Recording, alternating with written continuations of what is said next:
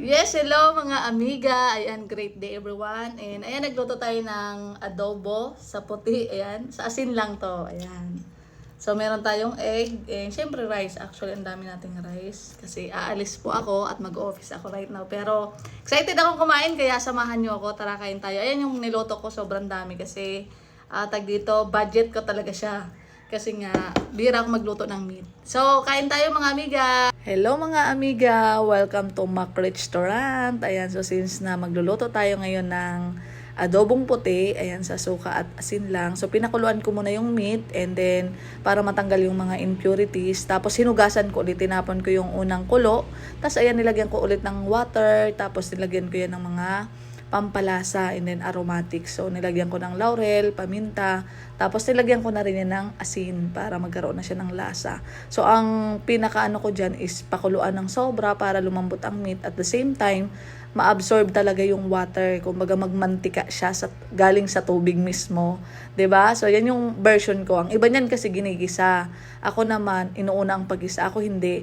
Pinapakuluan ko muna yung meat para malambot. And syempre sa probinsya, ang kasabihan natin, 'di ba, kailangan daw lagyan ng ng kutsara or tinidor para daw lumambot ng mabilis. And effective naman mga amiga kasi nga ayun trinay ko, 'di ba? So tinusukan ko, malambot na and then na-absorb na rin yung yung water. Kaya naglagay ako ng konting oil para ilagay ko na yung ating garlic. Ayan, sobrang daming garlic niyan. Actually, mga 2.5 at ang nilagay ko diyan.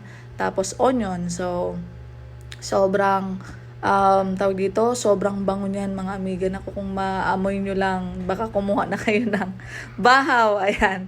So, ayan, kunti na lang, actually sauce na lang talaga yan. And then pinapaluto ko na lang dyan yung bawang at saka yung onion. So, nilagyan ko din yan syempre ng konting suka. Ayan, yan yung magpapalasa ng masarap na lasa sa ating adobo, yung suka. And then, syempre, pinakuluan ko ulit. Actually, dinagdagan ko yan ng konting water para ma-absorb niya lahat ng mga pampalasa na nilagay ko.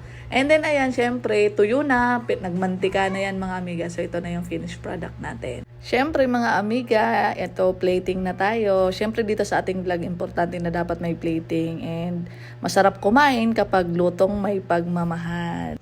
Ayan, so, di ba masarap? Pag nakakamahal. Kaya mga namimiss ang ganitong luto, blessing to para sa mga nakakain ngayon, ay mga nakakapanood. Tara, kain tayo mga amiga!